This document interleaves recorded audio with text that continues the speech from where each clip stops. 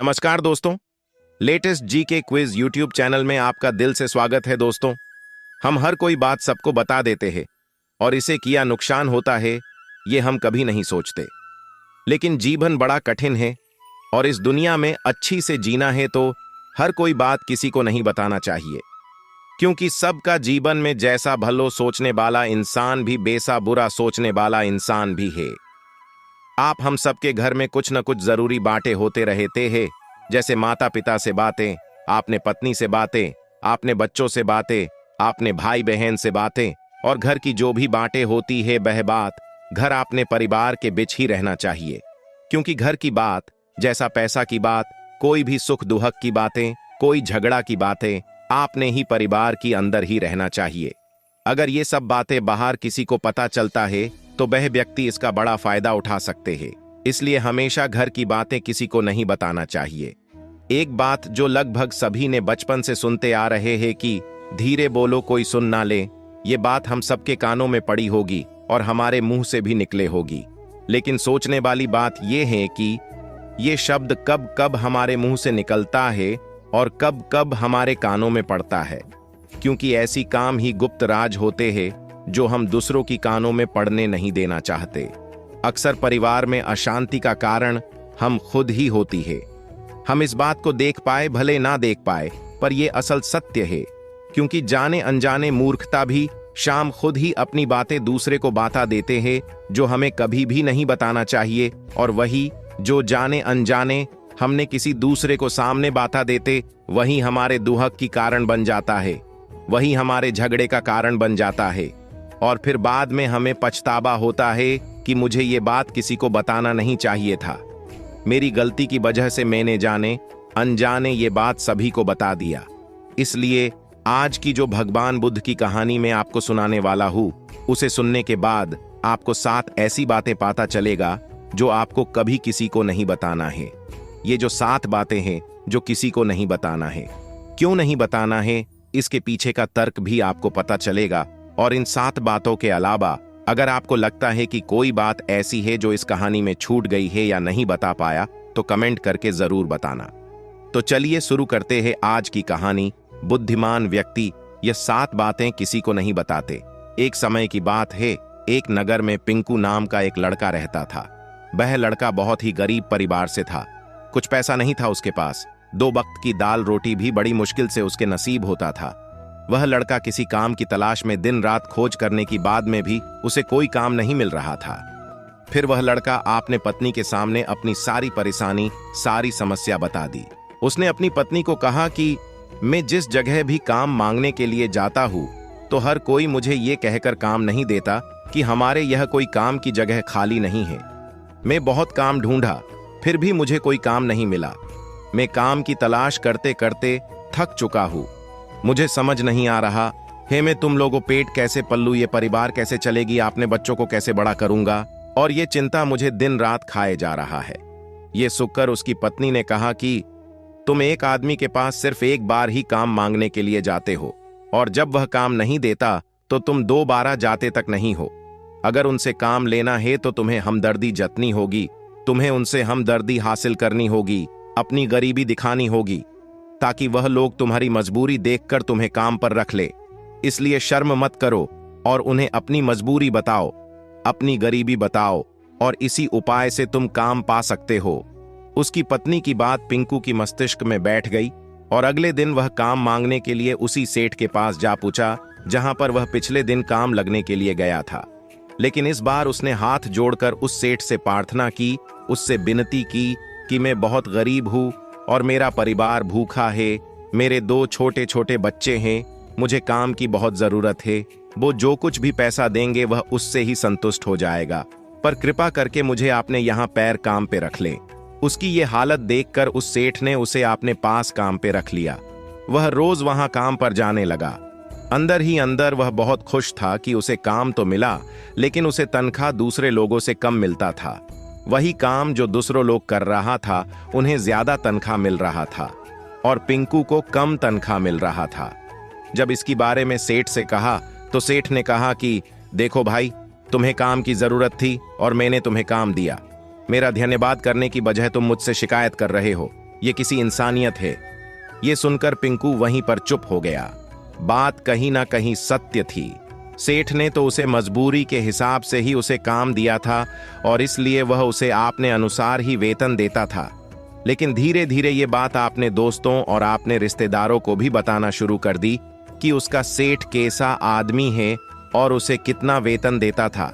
समय बीतता गया और पिंकू पूरी लगन के साथ अपने काम करता था। लेकिन अब परिस्थितियां बदलने लगी थी।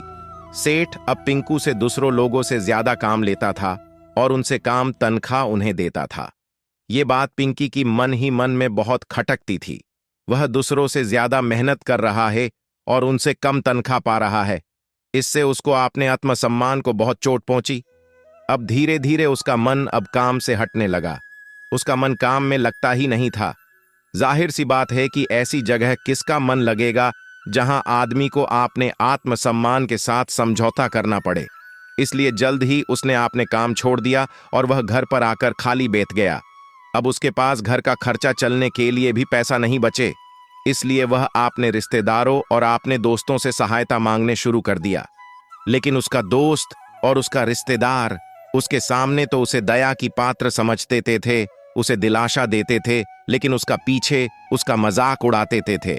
वह कहते थे, कितना बेवकूफ है, सेठ ने इतना काम लिया और बेचारा को पैसा भी नहीं दिया। अरे हम इसको पैसे दे दें तो ये कल हमारा भी पैसा वापस कर पाएगा। इसकी पैसा देने की हालत है, काम तो इसके पास कुछ भी नहीं, पैसा कहां से लाएगा। और इसकी वजह से पिंकू की हालत दिन ब दिन खराब होती जा रही थी। अब वह दिन रात तनाव में रहे लगे। वही दोस्त, वही रिश्तेदार जो उसकी आपने होने का दिखावा करते थे और भी उसे दया का पात्र समझता था, उन्हें उसके ऊपर तराश आ रहा था। सब लोग आकर उसे ज्ञान तो बहुत देते थे, लेकिन कोई भी उसे सहायता नहीं करता था। और अक्सर ऐसा ही होता है, ज्ञान देने वाले तो बहुत मिल जाते हैं, लेकिन मदद करने वाले, उंगली पकड़कर हाथ पकड़कर आगे चलने वाले कितने लोग मिल जाता है। एक दिन उसे पता चला कि पड़ोस की गांव में एक बुद्ध भिक्षु आया हुआ है जो बहुत ही ज्ञानी है। पिंकू इतना तनाव में था कि उसे कोई रास्ता ही नजर नहीं आ रहा था। इसलिए जाने अनजाने वह बुद्ध भिक्षु के पास पहुंच जाता है। वहां जाकर सीधा बुद्ध भिक्षु के पैर में गिरकर रोने लगता है। पिंकू रोते रोते अपनी सारी परिस्थिति बताता है। उन्हें बताता है कि किस तरह उसके सेठ ने उसका फायदा उठाया और उसके रिश्तेदार दोस्त उसके साथ कैसे व्यवहार करते हैं। सारे बात सुनकर बुद्ध भिक्षु ने उसे चुप करते हुए कहा कि ये सारी समस्याएं तुम्हारी बुद्धिहीनता, तुम्हारी मूर्खता के कारण उत्पन्न हुई है। तुम्हारा अंदर विवेक होता तो इनमें से एक भी समस्या तुम्हारे चित्त को दुखी नहीं कर सकती थी। लुवकीन तुमने अपनी अविवेक के कारण, अपनी मूर्खता के कारण खुद ही अपने रास्ते में कांटे बिछा दिए हो। आज मैं तुम्हें 7 बात बता रहा हूं जो भूल कर भी किसी को मत बताना, और इन बातों का अनुसरण करते हुए तुम बाहर से मिलने वाले दुखों को तो दूर कर सकते हो जो बेवजह दुनिया की वजह से तुम्हारे अंदर पनपते हैं। अपनी मजबूरी का दिखावा करके दूसरों का दया का पात्र बनकर उनकी सहायता लेने की गलती कभी मत करना।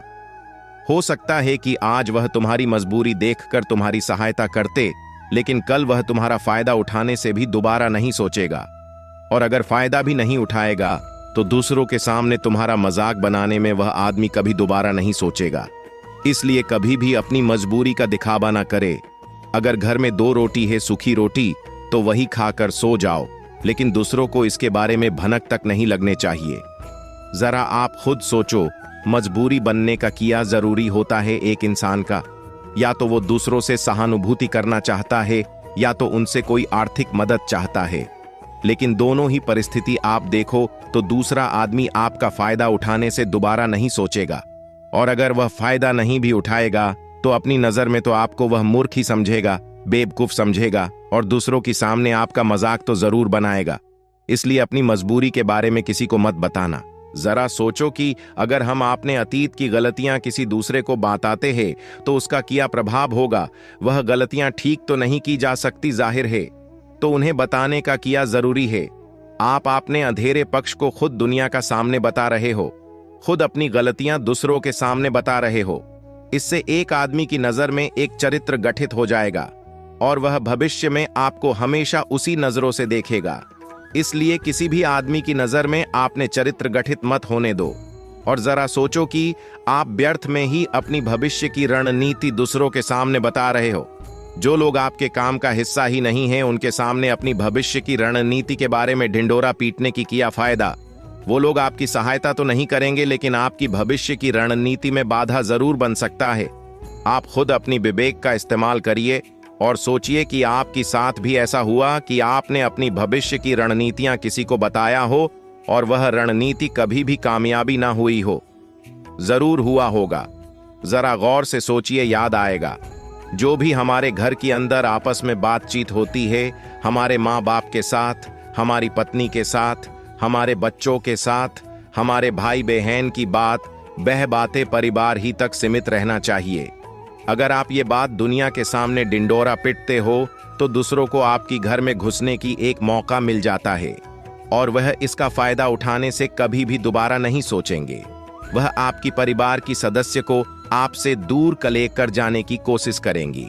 अक्सर ऐसा होता है, हम समाज में देखते हैं कि हम आपने घर की झगड़े को काम करने के लिए उन झगड़ों को आपने पड़ोसी को और दूसरे रिश्तेदारों को बता देते हैं, लेकिन इससे आपको सहायता कभी नहीं मिली होगी, बल्कि आपके घर की लड़ाई झगड़ा और ज्यादा बात गई होगी और वह जाहिर है वह बढ़ेंगे। अगर आप आपने माँ बाप की बात दूसरों को बताएंगे तो आपकी माँ बाप को बुरा लगेगा कि हमारे बेटा हमसे बताए बेगार दूसरों को ये बात बता रहा है।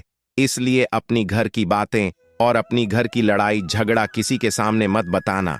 अगली बात जो मैं आपको बताने जा रहा हूं, जो किसी को नहीं बताना चाहिए, वह सुनने पर अजीब लग सकती है, लेकिन जो उसका सत्य भी मैं आपको एक तर्क के माध्यम से दूंगा। मेरा कहना है कि अपनी आमदनी किसी को नहीं बताना। आप अपनी आमदनी ना बताने के पीछे किया जरूरी हो सकता है। जरा सोचिए कि आप अपनी आमदनी अपने दोस्तों को बता देते हैं, तो जब आपको दोस्तों को जरूरत पड़ेगी तो वो सिर्फ आपको ही याद करेगी, क्योंकि उनको पता है कि आपकी आमदनी ज्यादा अच्छी है, तो आप ही उनकी मदद कर सकते हैं और इसलिए ज्यादा लोग आपसे सहायता मांगेंगे। और जब आप उनकी सहायता नहीं करेंगे तो वो सोचेंगे कि इस आदमी के पास पैसा है, मेरे सहायता कर सकता है, लेकिन यह सहायता कर नहीं रहा है, और इसलिए आपकी आमदनी दोनों दोस्तों की बीच एक झगड़े का कारण बन सकता है। कम आमदनी होगी तो लोग मजाक उड़ाएंगे और ज्यादा आमदनी होगी तो लोग आपसे सहायता मांगेंगे। इसलिए आपकी आमदनी बताने का कोई जरूरी नहीं है।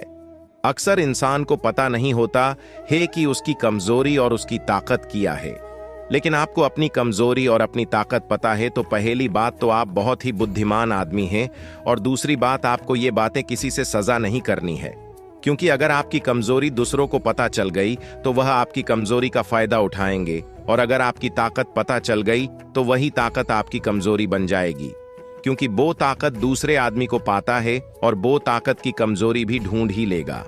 अपनी अपनी कमजोरी और अपनी ताकत अपनी पत्नी या अपने पति को भी नहीं बताना चाहिए, क्योंकि इसके बाद आपको घर में हमेशा दब कर रहना पड़ेगा।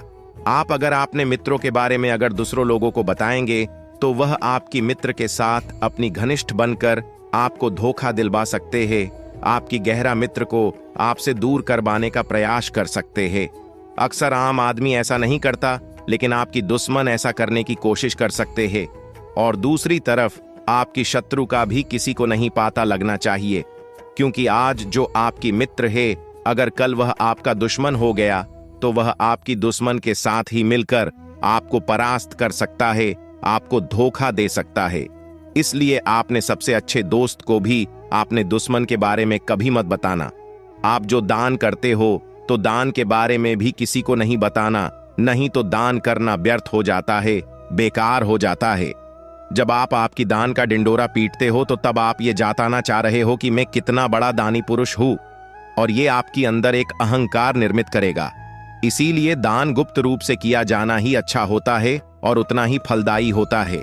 जब आपका बायां हाथ दान कर रहा है तो दायां हाथ को भी ना पता चले कि बायां हाथ दान कर रहा है। ये 7 बातें जो बुद्ध भिक्षु ने जो पिंकू को बताई, इनमें संसार की सभी सिद्धांत छुपे हुए हैं। इन बातों का अनुसरण करते हुए आप अपने घर में सुख शांति बना सकते हैं और घर की झगड़े हमेशा के लिए दूर कर सकते हैं। आप इस बातों को बारे में अपने विवेक से भी सोचेंगे तो आपको ये बातें सच मालूम पड़ेगा। तो दोस्तों आज की कहानी में बस इतना ही, और ऐसी प्रेरणादायक कहानी देखने के लिए लेटेस्ट जीके क्वाइज यूट्यूब चैनल को सब्सक्राइब करें। धन्यवाद।